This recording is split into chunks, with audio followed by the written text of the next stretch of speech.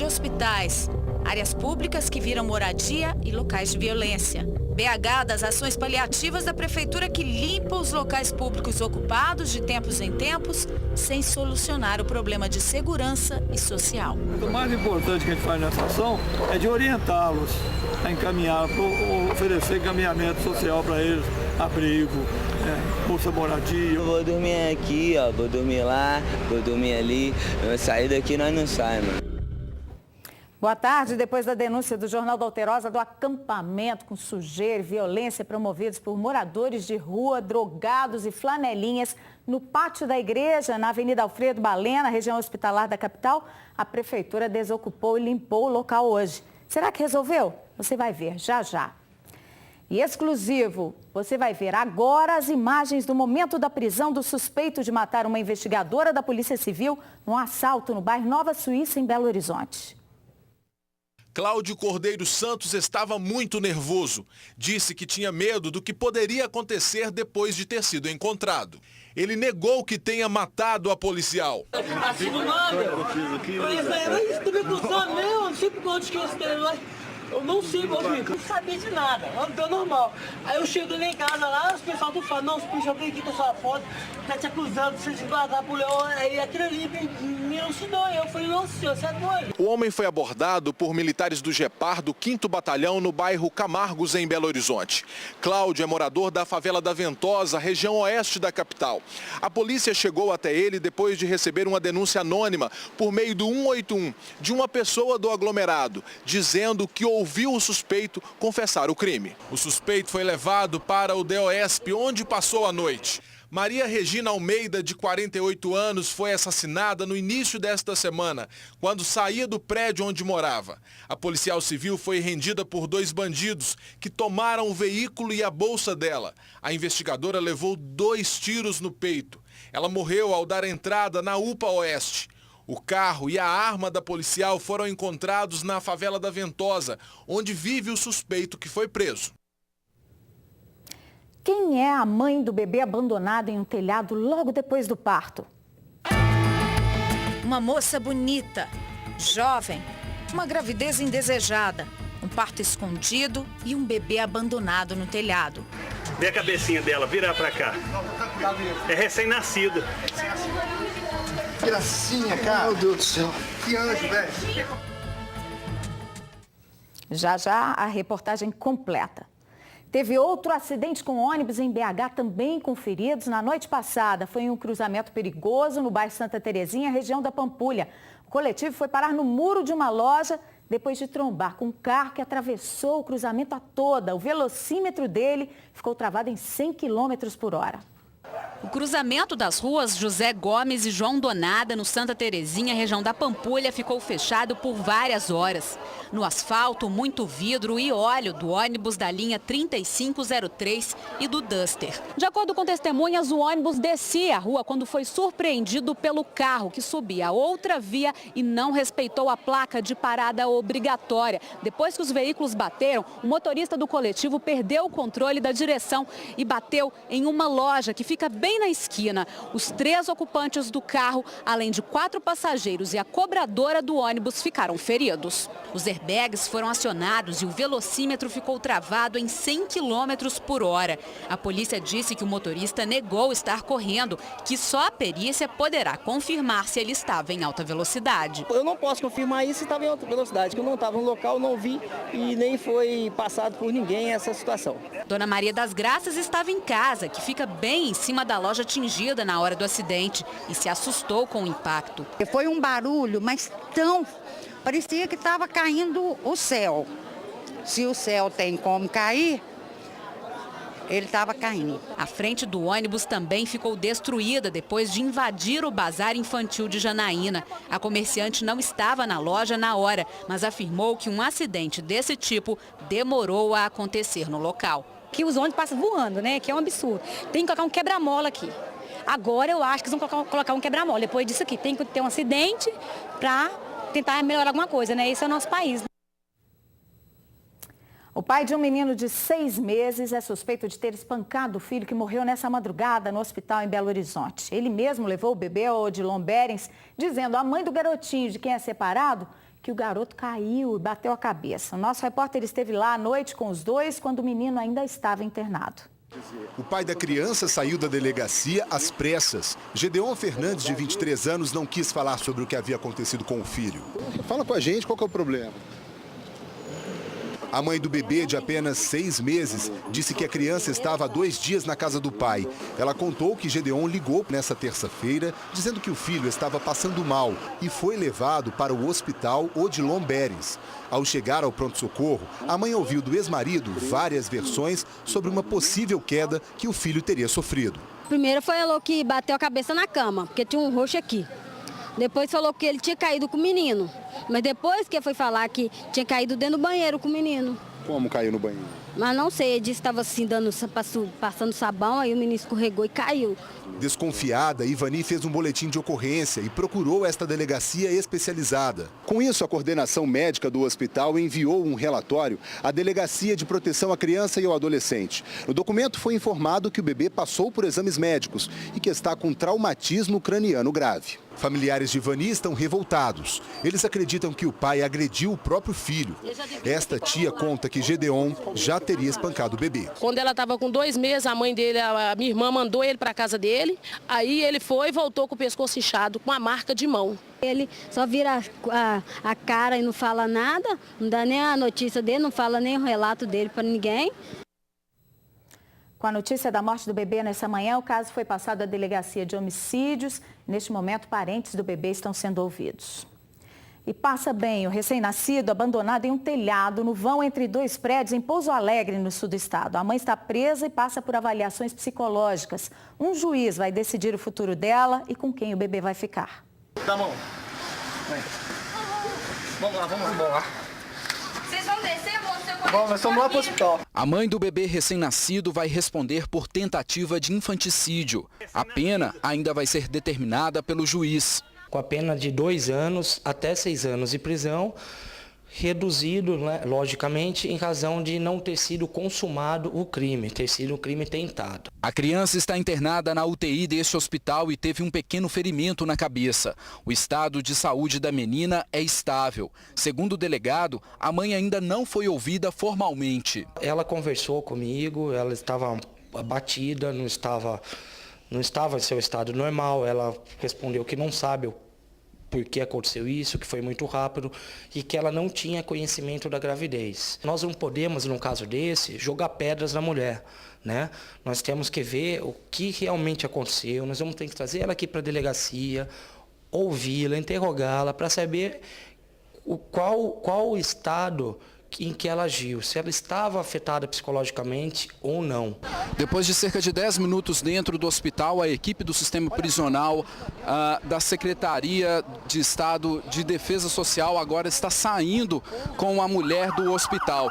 Ela está neste momento nesta ambulância na parte de trás. A assessoria de imprensa do hospital não permitiu que nós fizéssemos imagens e agora eles seguem em direção ao presídio feminino aqui de Pouso Alegre. Tainara Priscila Silva, de 22 anos, se mudou há 2 semanas para a cidade de Pouso Alegre, no sul de Minas.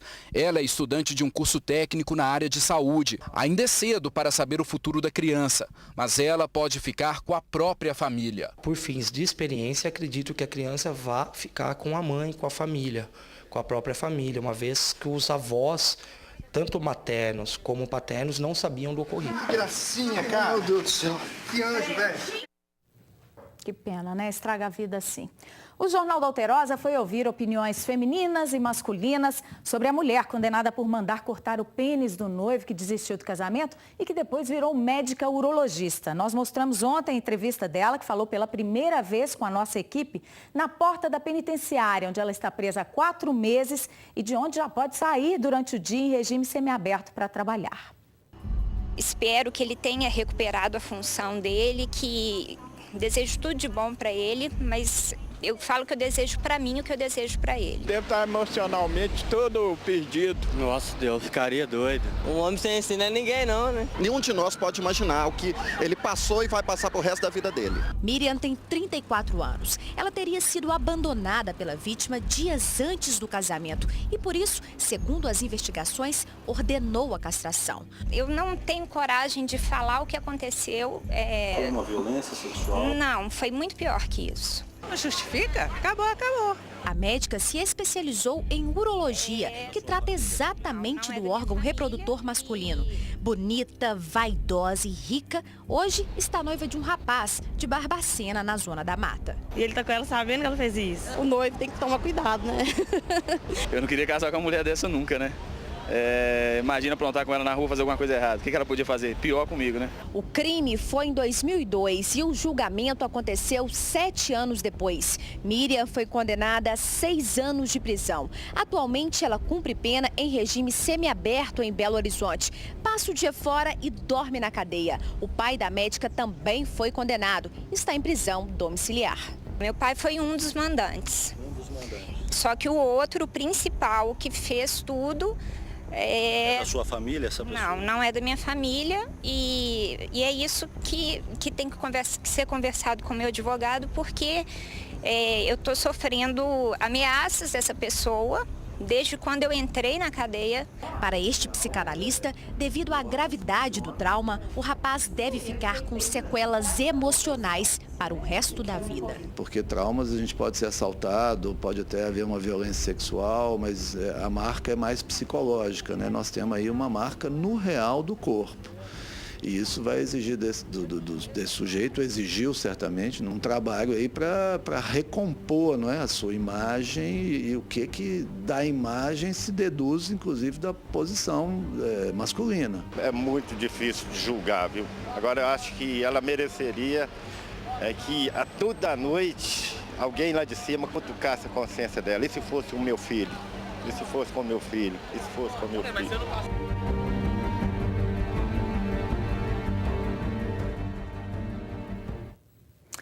Agentes da Prefeitura de Belo Horizonte desmontaram o acampamento de moradores de rua que transformaram o pátio da Igreja Sagrado Coração de Jesus na região hospitalar em dormitório, local de uso de drogas, violência e baderna, situação que temos denunciado há tempos. Em maio de 2013, o Jornal da Alterosa mostrou a violência no local ocupado por moradores de rua. 2 homens espancavam o outro caído no chão. Ele foi arrastado, inconsciente. Outro homem aparece para socorrer o agredido e tenta levá-lo ao pronto-socorro. Mas o mendigo amanhece deitado no canteiro e é recolhido por socorristas para ser atendido dentro do HPS. Nessa madrugada, houve mais violência entre os moradores acampados na Alfredo Balena. Um, com um pedaço de pau nas mãos, era contido por outro para não partir para a agressão. Foi desarmado e acalmado. Os brigões ainda bateram boca, mas ficou nisso. Você me deu um tapa na cara, Ei, você me deu um tapa na cara. As cenas de violência ocorrem sem que a polícia apareça. A Prefeitura, de tempos em tempos, passa desmontando os acampamentos e desocupando o espaço público transformado em moradia, como o Jornal da Alterosa denunciou na semana passada. O pátio no entorno da Igreja Sagrado Coração de Jesus virou camping. Drogados, flanelinhas que atuam na região fazem do espaço moradia. Sujeira demais e fede, né? E principalmente na segunda-feira, porque no sábado e domingo o movimento é menor e aí os mendigos tomam conta, né? Deu 6 horas, 7 horas, já é perigoso passar aqui. Direto tem gente gritando sobre assalto. Nessa manhã, agentes da Prefeitura recolheram barracas e encontraram até facas que os ocupantes guardavam. Mas o mais importante que a gente faz nessa ação é de orientá-los, a encaminhar, oferecer encaminhamento social para eles, abrigo, bolsa moradia. Rua não é lugar de ninguém morar, para começar. Mas eles querem viver assim, nós também não vamos tirá-los, não podemos mexer com as pessoas, seres humanos. Mas também não podemos deixar que eles montem barraca, sujeiras, essas coisas, tentar limpar da melhor maneira possível, mas deixando que eles fiquem no lugar, permaneçam no local, com os colchões deles. Se não recolhem os colchões, dão dinheiro de Bolsa Moradia sem acompanhamento, ou ação para dar uma ocupação para essas pessoas, elas vão continuar nas ruas. Nos abrigos não querem ficar. É o que o Jornal da Alterosa já ouviu de vários deles que ocupam outras regiões da cidade. Na Savassi, as calçadas viraram dormitórios. Quarteirões fechados da praça estão ocupados por moradores de rua que vêm de toda parte do país. Fizeram Bolsa Família, essas coisas tudo, é coisa que lá no Nordeste nunca tinha. Porque aqui tem muito dinheiro, entendeu? Tem muita gente rica, miserável, que não vive o próprio dinheiro que tem. E os adolescentes que são filhos da riqueza, vêm pra cá comer McDonald's, porque é chique, McDonald's é status aqui. Aí eu fico aqui e vendo para eles que eles têm dinheiro. Na Avenida Pedro II, os comerciantes sofrem com catadores de recicláveis do lixo que acampam em frente às lojas. Na Praça da Liberdade, o espaço público também virou acampamento. Os canteiros entre os prédios e o vão do anexo da Biblioteca Pública estão permanentemente ocupados por colchões, com desocupados dormindo o dia inteiro. Nos fundos do Museu da Vale, eles depositam tudo quanto é tralha, amontoada em carrinhos. Tem morador de rua daqui e de fora do estado. Quem está se incomodando que venha botar ordem, então. Eu vou dormir aqui, ó, vou dormir lá, vou dormir ali. Eu sair daqui, nós não saímos, mano. Difícil, né? Um caminhão-tanque tombou e ficou pendurado numa ponte da BR-040 em Contagem nessa manhã. O motorista assumiu que cochilou na direção. Os bombeiros isolaram a área por causa do risco de explosão. O caminhão saiu de Sete Lagoas e iria encher o tanque de combustível na refinaria Gabriel Passos, em Betim. Por volta de 4h30 da manhã, na altura do bairro Água Branca, o motorista contou que dormiu, perdeu o controle da direção, bateu num poste e acabou pendurado na ponte com a cabine para baixo. Ele conseguiu abrir a porta e sair ileso. O caminhão pesa 23 toneladas e pode transportar até 15 mil litros de combustível. Mesmo vazio, havia risco de explosão por causa dos vapores que ficam no tanque. Os bombeiros isolaram a área. O trabalho para retirar o caminhão só pôde ser feito depois que os militares abriram todas as escotilhas para ventilação e jogaram água no tanque. A primeira composição do tanque com 3 mil litros era de gasolina. Resta sempre um pouco de combustível e o gás da evaporação desse combustível é o que é o complicador. Uma operação dessa pode causar qualquer fagulha e ocorrer uma explosão. O congestionamento na BR-040 chegou a 15 quilômetros no sentido Sete Lagoas, Belo Horizonte. Em outro trecho da 040, na altura de Congonhas, o trânsito é lento devido a obras de pavimentação com uma faixa interditada entre os quilômetros 607 e 604. 2 jovens que cumprem. Uma menina de 17 anos sofreu uma overdose dentro da escola onde ela estuda, no bairro Itapuã, região da Pampulha, em BH. Ela já teria chegado para a aula sob efeito de drogas. Foram os colegas da escola que viram a moça passando mal no corredor. Ela começou a passar mal, ela desmaiou em sala, a gente levou ela para a sala da diretora e nisso ela apagou, começou a virar até o olho. E depois disso eles tiraram a gente de lá e eu não sei mais falar o que aconteceu. Porque deu uma confusão, vi SAMU aqui na porta da escola, deu muita muvuca, muita bagunça. Este é o momento em que a aluna é socorrida por uma equipe do SAMU. A garota de 17 anos saiu carregada na maca. Os pais foram chamados e acompanharam o socorro. Colegas contaram que a adolescente havia usado drogas. Pelo que eu fiquei sabendo, ela teve overdose aqui. Os professores falaram que ela tinha chegado aqui bem drogada. Ela já estava noiada já. Ela usava muita droga na escola. A jovem, que está no 1º ano do ensino médio, tem fama entre os alunos de ser agressiva. Segundo eles, pouco antes de sofrer a overdose, ela brigou com uma estudante de outra turma. A menina enforcou ela, bateu a cabeça dela na parede e tal. Aí depois disso que ela passou mal. Um dos pontos onde os jovens usam drogas antes de atravessar a rua e entrar para a escola é exatamente esta calçada. Aqui eles já pintaram até os sinais que identificam a prática. A gente pode ver aqui no cantinho, olha só, o 4.20 e a folhinha da maconha. Este caminhoneiro já perdeu a conta do número de estudantes que ele vê todos os dias usando drogas no local. Vejo muitos alunos usar droga, não só eu como todos aqui. E tem hora que o cheiro é tão forte que nós que estamos trabalhando dentro do galpão somos obrigados, entendeu? A suportar aquilo. O diretor afirma que a situação foge ao controle da escola. Eu não tenho aqui na escola, nesse momento, um assistente social no qual eu possa encaminhá-la até a casa do aluno, dar uma assistência, ver o que está acontecendo na família. Se eu ver um adolescente com droga, eu vou tomar. Mas essa é uma questão instintiva. Se eu fizer isso, provavelmente eu vou até sofrer processo. A garota está internada no CTI deste hospital particular. O pai e a mãe são separados, mas estão juntos na preocupação com a filha. Os adolescentes todos estão assim, né? E daí para pior. E a gente, assim, como pais, né? A gente tenta fazer o melhor, buscar os órgãos, e os órgãos dão as costas pra gente. Então a gente não sabe o que fazer. Técnicos fazem as marcações no local onde o viaduto que desabou em Belo Horizonte vai ser implodido. Nós vamos ao vivo, Avenida Pedro I, com Iana Coimbra. Boa tarde, Iana. Boa tarde, Laura. É isso mesmo. Hoje, outra coisa que eles estavam fazendo aqui também é retirar as escoras. As escoras que estão segurando ali naquela parte mais próxima do prédio já estão sendo retiradas, preparando para a implosão. Alguns dos moradores permanecem no prédio, mas devem sair mais perto aí da data. A data marcada é o dia 14 de setembro. E, enquanto isso também, algumas pessoas, alguns técnicos que estão trabalhando, eles instalaram umas estruturas, uns sinaleiros nas estruturas dos próprios prédios, nos pilares dos prédios, para acompanhar se essa implosão vai afetar a estrutura daquele condomínio ali, o condomínio Antares, que o pessoal já está sofrendo. É com você, Laura. Obrigada, Iana. A implosão vai ser no dia 14. Daqui a pouquinho a gente volta, não saia daí. O mesmo ladrão roubou uma loja 2 vezes, no mesmo horário, em menos de 3 semanas, no centro de BH. Cansado de levar prejuízo, o dono espalhou cartazes com a foto do bandido pela região. O homem chega e vai direto para o caixa. Ele mostra algo na cintura e anuncia o assalto. Pega todo o dinheiro e sai. Ele ainda cruza com o cliente, que nem percebe o que aconteceu.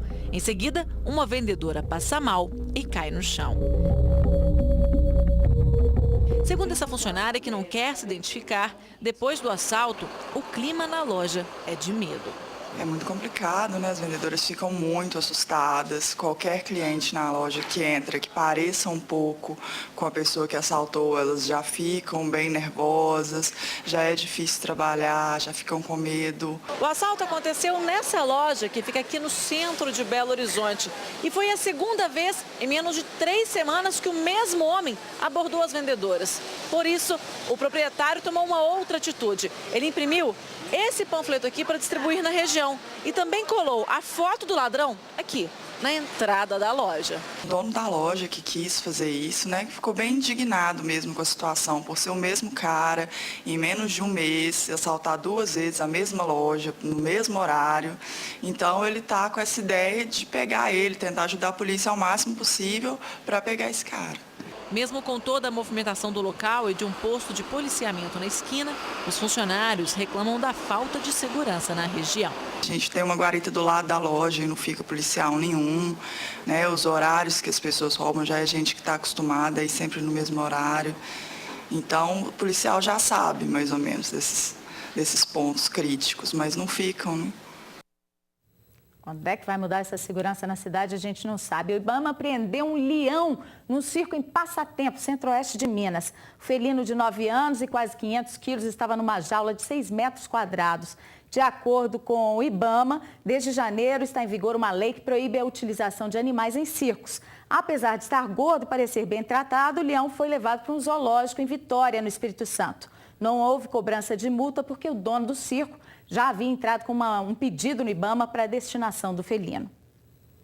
O Jornal da Alterosa vem mostrando o perfil dos candidatos ao governo de Minas pela ordem alfabética. Você vai ver hoje um pouco da história de Fidelis Alcântara.